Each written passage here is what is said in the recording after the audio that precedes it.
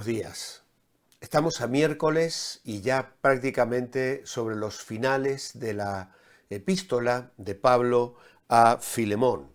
Nos tocaría hoy meditar en los versículos 19 y 20. Yo, Pablo, lo escribo de mi puño y letra, yo te lo pagaré, por no decir que tú mismo estás en deuda conmigo. Sí, hermano, tenga yo algún provecho de ti en el Señor, conforta mi corazón en el Señor. Ayer mencionábamos en el devocional que no sabemos si Onésimo conocía lo que la carta contenía de Pablo a Filemón.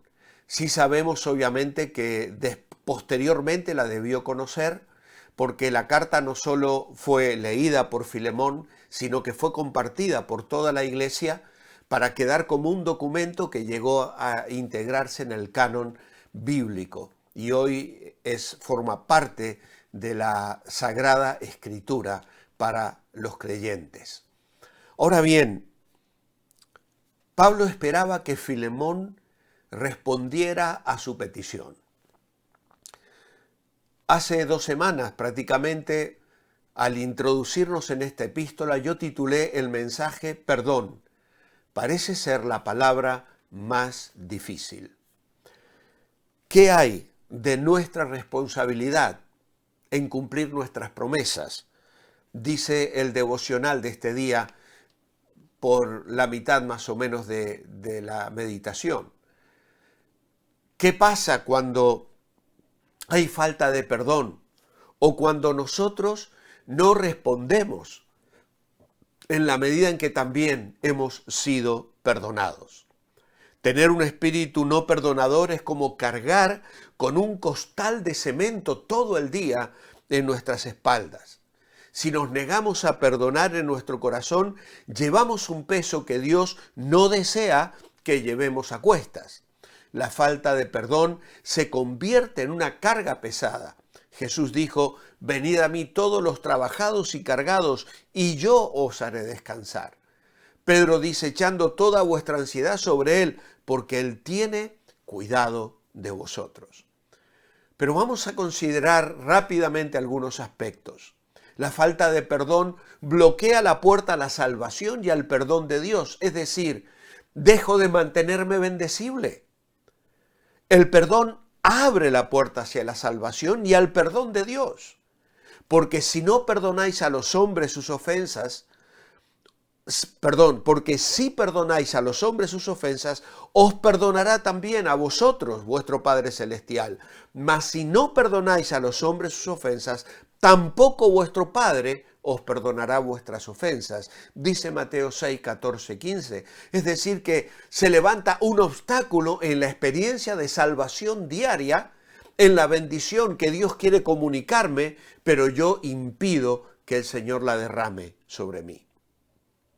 La falta de perdón propicia el crecimiento de una raíz de amargura, mientras que el perdón impide que esa raíz de amargura se profundice. Hebreos 12:15. Mirad bien, no sea que alguno deje de alcanzar la gracia de Dios, que brotando alguna raíz de amargura os estorbe y por ella muchos sean contaminados. La falta de perdón abre la puerta para que Satanás entre en nuestras vidas. El perdón cierra la puerta para que Satanás no tenga acceso a nuestras vidas. Pablo le dice a los Corintios capítulo 2 versículo 10, si algo he perdonado por vosotros lo he hecho en presencia de Cristo, para que Satanás no gane ventaja alguna sobre nosotros, pues no ignoramos sus maquinaciones. La falta de perdón nos hace caminar en la oscuridad y en tinieblas espirituales. El perdón nos saca a la luz. Primera de Juan, capítulo 2, versículo 9, dice: el que dice que está en luz y aborrece a su hermano, está todavía en tinieblas. El que aborrece a su hermano está en tinieblas y anda en tinieblas y no sabe a dónde va, porque las tinieblas le han cegado los ojos. Podemos vivir la vida cristiana como ciegos por causa de la falta de perdón. La falta de perdón proviene de Satanás. El perdón viene de Dios. Santiago 3, 14 y 15 dice, si tenéis celos amargos, si contención en vuestro corazón, esta sabiduría no es la que desciende de lo alto, sino terrenal, animal, diabólica. La falta de perdón es evidencia de un corazón sin Dios. El perdón es evidencia de un corazón piadoso. En Job 36, verso 13 dice, mas los hipócritas de corazón atesoran para sí la ira. La falta de perdón nos hace esclavos del pecado. El perdón nos libera. En Hechos 8:23 dice allí, porque en hiel y amargura y en prisión de maldad veo que estás. Y finalmente la falta de perdón entristece al Espíritu de Dios.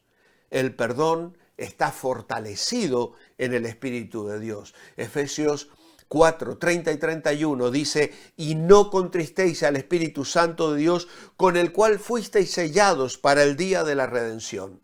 Quítense de vosotros toda amargura, enojo, ira, gritería y maledicencia y toda malicia.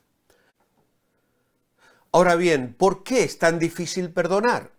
La gente no puede perdonar a los demás por varias razones. Por ejemplo, cuando el que nos ha ofendido es un amigo, el perdón puede hacernos sentir en la lona, es decir, como si nos hubiesen pisoteado. Si él era mi amigo, si confiaba en él, ¿por qué entonces cometió esta ofensa? Por otro lado, el no perdonar nos puede hacer sentir emocionalmente más importantes. Esto está generado en el orgullo. Entonces yo no perdono al que me ofendió porque, claro, ¿cómo él pudo cometer tal falta contra mí? Ahora bien, la Biblia dice en Proverbios 18, 19, el hermano ofendido es más tenaz que una ciudad fuerte. Podemos mencionar algunos obstáculos para el perdón. Por ejemplo, no haber tenido un ejemplo de perdón por parte de los padres y decir, no sé cómo perdonar. Tal vez negar que hubo la ofensa. No quiero pensar en ello. Quiero taparlo, barrer debajo de la alfombra. Temor a responsabilizar al culpable y entonces decir, en realidad es mi culpa. Esta manera de pensar realmente niega la realidad y el dolor que sentimos por haber recibido una ofensa. No sentir que puedo perdonarme a mí mismo. Si no hay misericordia para mí, tampoco la hay para otros. A veces somos duros en este sentido. No haber recibido perdón por ofensas pasadas. Es decir, a mí no me perdonaron. ¿Por qué entonces yo ahora tengo que perdonar? Tampoco entender el perdón de Dios. Dios nunca me perdonará por esto. Así que yo tampoco voy a perdonar a los que me han ofendido. Por otro lado, creer que la amargura es la respuesta normal a la traición. Dios sabe que mis sentimientos son normales. Yo no puedo negar lo que siento. Pues ese dolor que sientes, tienes que expresarlo en la presencia del Señor y pedirle a Dios que transforme ese dolor y te permita comunicar el perdón y obtener bendición. Pensar que el perdón es justificar un comportamiento injusto. No puedo aceptar que lo que hizo está bien. Notemos que en la carta a Filemón, Pablo en ningún momento dice que Filemón tenga que admitir que lo que Onésimo ha hecho ha estado bien. De hecho, le deja claro el dolor y el perjuicio que le causó en su momento. En su momento dice, a ti te fue inútil, pero ahora a ti y a mí nos es útil. Es decir, vamos a reconocer la injusticia, la ofensa cometida. No la podemos negar, tapar. Tenemos que aclarar, tenemos que hablar sobre ello, pero también tenemos que estar dispuestos a dar el perdón. Requerir una disculpa o una muestra de arrepentimiento. No puedo perdonarlo porque no está arrepentido por lo que hizo. Bueno, es cierto que es más fácil perdonar cuando la persona sinceramente nos pide perdón. Pero si la persona no es del todo sincera, no es problema mío. Si la persona en realidad no está sinceramente arrepentida de la ofensa, lo que yo estoy haciendo es abrir la puerta que me tiene a mí encerrado en el dolor de la ofensa. Por lo tanto, no solo perdono para bendición del otro, sino porque yo voy a ser el primer bendecido, aunque la persona no se haya arrepentido. Tener un sentido de poder al no perdonar. Es decir, necesito reconocer lo mal que actuó. Quiero que quede bien claro, que todo el mundo sepa que él me ofendió. Pues esto puede ser una muestra de profundo orgullo y de deseo de pisotear. Luego, rehusarse a dejar ir el deseo de venganza. Debería pagar por lo que hizo. Cuando perdonamos, estamos soltando y renunciando a que la justicia caiga sobre la persona que nos hizo el daño. Y finalmente albergar un corazón orgulloso y endurecido que se convierte en una barrera espiritual. Me rehúso a perdonar. Proverbios 28:14 dice, bienaventurado el hombre que siempre teme a Dios, mas el que endurece su corazón caerá en el mal. Oh, que Dios nos ayude a ser perdonadores, como hemos recibido perdón, a soltar, a vivir en la libertad gloriosa de los hijos de Dios. No vamos a justificar el pecado, no vamos a alentar el pecado, no vamos a pasar por alto la ofensa, pero sí vamos a encontrar la manera sabia bajo el Espíritu de Dios para dar una salida a una situación que a veces se levanta como un estorbo, un verdadero estorbo en nuestras vidas personal, en la vida de la otra persona y en la vida de la iglesia a la cual pertenezco. Oh, que el Señor nos dé esa visión, esa carga y esa sabiduría.